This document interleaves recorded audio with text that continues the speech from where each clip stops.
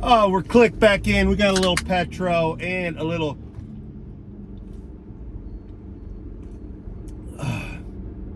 I call that negotiating juice. Yeah, goes good with the heartburn. I gotta quit eating right after these late night shows on First Class Treasures. My face looked like I got stung by a hornet's nest. All those carbs I consumed at 2 o'clock in the morning are not good for me, not good for your digestion. This is not the diet channel, but you know, you'll get some wisdom every now and again if you can extract it through the commentary. How you doing, buddy? Good to see you. That looked like the Beard King right there without the mustache. It was almost like an Amish fella. Amish to the layman. But anyhow, I am going to this yard sale. I'm excited. When we get up here, I'll shoot a little video, a little content maybe, if I don't forget to hit record or something. But we're gonna have a great day. Everything's looking up. Had a great live show last night. Sold some more Barney pins and necklaces. And if you know, you know. They are made in the USA. They're not gonna make any more of those, folks. I need to save some to sell myself on the bay. But it is fun to put them up because people love them. It's a really cool, it's an old store display that has 36 Barney pins or Barney necklaces. The necklaces are obviously worth just a little bit more, but they sell each on eBay anywhere from $11 to $20 some a piece. So multiply that by 36 and you'll see the value in these boards, these displays that have the pins and the necklaces on them. And I have 5 left and I'm going to keep them for myself to sell. I thank my friends very much for allowing me to get some more. What a great deal. I told them what I sold them the first time for, and they still gave me an incredible deal. I bought every one they had. If they come across any more, I will buy them again. It's a great item. I didn't kill it on these because I wholesaled them. They went for anywhere $20 to $40 a page, which is an absolute steal for another reseller because they can flip those. But I am in the volume game, so I am more of a wholesaler on one part of my business, and then the other side of my business is my eBay store. I did get a photo booth for the first time, and it arrived, and it's too small. It's great for watches and jewelry and small items, but by no means can it even handle anything like a large doll. So I've got to buy a bigger one, but it is handy. You know, I've always done my photos with my photo lights on my own backdrop and table, but the photo booth makes it really, really clean. eBay does like a white and clean background, so I thought I would get a little more towards that, trying to polish and do whatever I can do to help my store grow. It's funny, I'll watch these videos sometimes, and there is such thing as an algorithm in my experience. There is things, but sometimes it baffles me, this idea like, oh, something isn't working or whatever. You've got to consider this retail. Now I know we're on, you know, selling live or on auction sites or static, but you know, not every store in America is popping the same every day, or else everyone will just keep opening up stores. That's why you see stores go out of business, is because there is a supply and a demand, and there is the economy, and there's ebbs and flows, and there's times that people are collecting and times people are buying necessary items. I don't care if you sell toothpaste. You're going to have times of struggle, times where they don't sell as well as other things. I think it's absurd, and forgive me for saying this, to expect your store or somebody else to make your store as profitable and as efficient as possible. Yes, I know eBay can bury you. I know you can do things that they punish you, but to use that as an excuse for not selling is really lazy in my opinion. And I'm speaking to myself as well, because I have days I sell zero. I have multiple days where I sell 0, but I realized I don't have something that people want. And there has been times that eBay punished me for, shipping issues or returns. I've never even optimized my store. I'm at 97.9% positive feedback. I've never asked them to take anything out. I probably should. It's probably foolish and lazy of me not to do something about that, but I sort of feel like that's the real me. That is what I'm operating at. I've made mistakes in that, whatever that is, 2.1% that I've had negative, and some of that's BS, to be honest. It's not things I've done, but I kind of feel like it gives a realistic idea of who you're buying from. That may be foolish, but I just really think it's hard for me to hear, and all of us do it, trust me. I'm just kind of preaching to the choir, kind of being a little bit of a hypocrite, because I'm the same way. But I do think it's a little bit lazy to say that eBay is screwing with you and you can't sell. There's too many avenues and venues and marketplaces and platforms to sell nowadays to not be able to sell. For instance, live selling. It is not for the faint of heart. But if you are selling a niche down item, you've got to expect to have niched down sales. As an everything seller, for instance, last night, I had bought some vintage leather jackets at the Goodwill bins in Nashville. I planned on listing them on eBay and getting anywhere from $80 to $180 a piece for them. I did not get them at the Goodwill bins. I actually got them that same day in the morning in McMinnville at the church sale that I did wonderful on. But I took those leather jackets last night, and it was the end of the month, and I'm kind of competitive.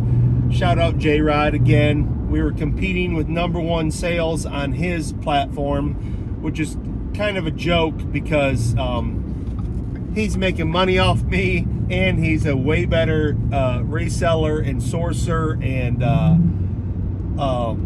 he's just better than me, and he could beat me whenever he wants. He was being kind, so let's not kid ourselves.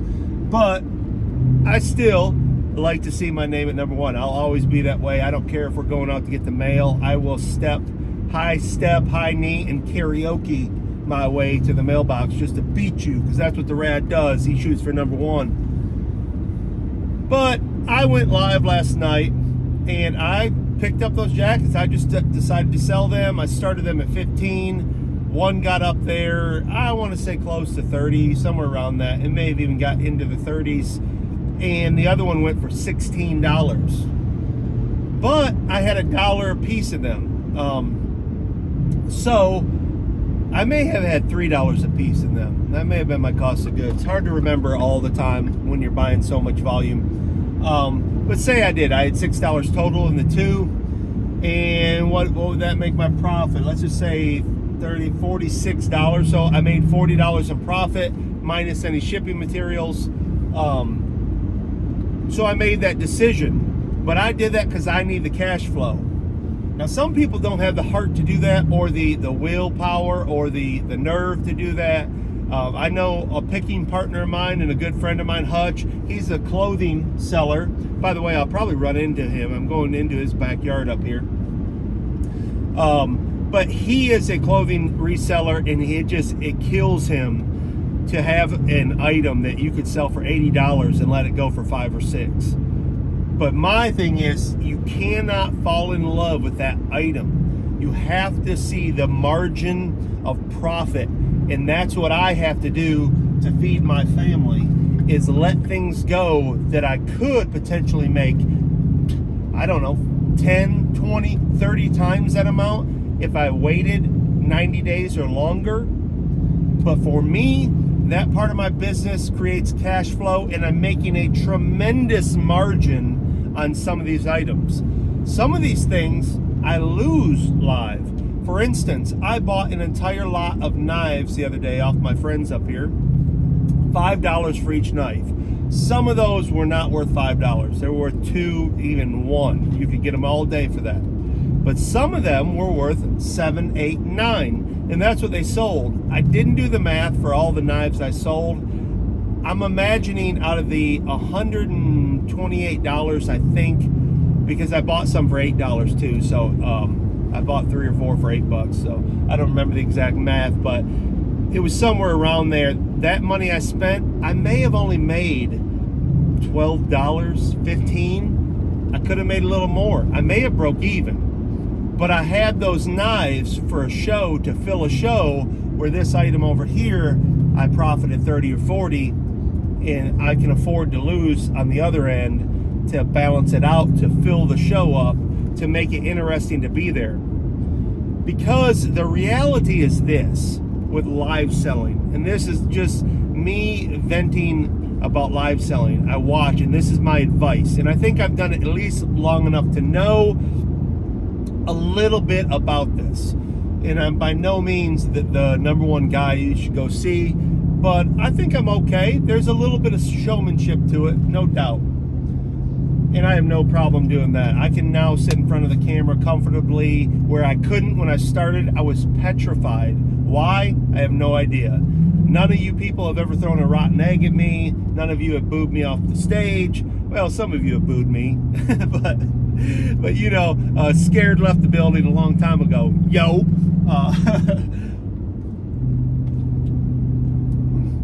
Sorry, pause. A little bit of talking nectar. But live selling, you can't expect to keep putting up the same items and expect a great return. For instance, DVDs. It's a good item. Some of them sell very well, but most of them don't. And I've been known to have bins of stuff that I buy, but it's a no-brainer. $5 or $10, you get 100, you're going to get your money back. So it's worth the gamble. But for me to expect to do that every day of my life and make money, I'm a fool. Because what happens when you start, because this live selling is still fairly new, is that you're going to get some sympathy bids. And by that, I don't mean that ugly. I just mean, like when I started, people were there to support me in bidding and buying things just to help me out, because it was $5 or $10. It didn't mean that much to them. It wasn't like it was going to break them. But you know, you get 10 people give you $5 or $10, that makes a pretty good show. But as time goes on, those go away. That's just the reality. The cold hard truth about selling is you have to bring heat, as we say.